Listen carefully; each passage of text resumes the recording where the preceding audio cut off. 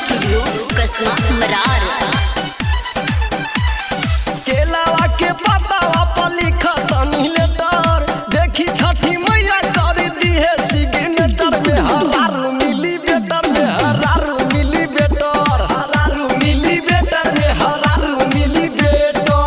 केलावा के पतावा पर लिखत लेटर देखी छठी मैया कर दी है सिग्नेचर में हरारू मिली बेटर में हरारू मिली बेटर हरारू मिली बेटर में हरारू मिली बेटर।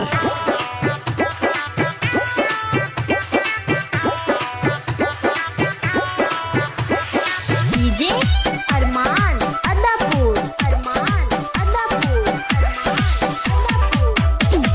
लेके माथा दौरा हम जाई पैदल छठी मैया करी है समस्या के हल छठी मैया करी है समस्या के हल। लेके माथे दौरा हम जाई पैदल छठी मैया करी है समस्या के हल।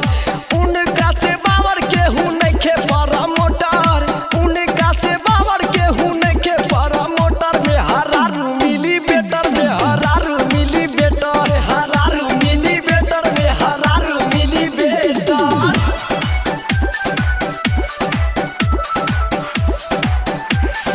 डीजे अरमान अदापुर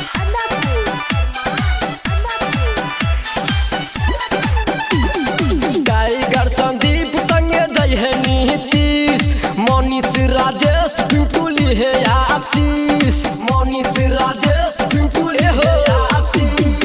टाइगर संदीप संगे जय है नीतीश मनीष राजेश पिंटुली है आशीष। रोशनी विकास चले है जनरेटर धनुष प्रदीप बनल ऑपरेटर में हरारू मिली बेटर में हरारू मिली बेटर में हरारू मिली बेटर में हरारू मिली बेटर। केलावा के पतावा पर लिखत लेटर देखी छठी मैया कर दी है सिग्नेचर में हरारू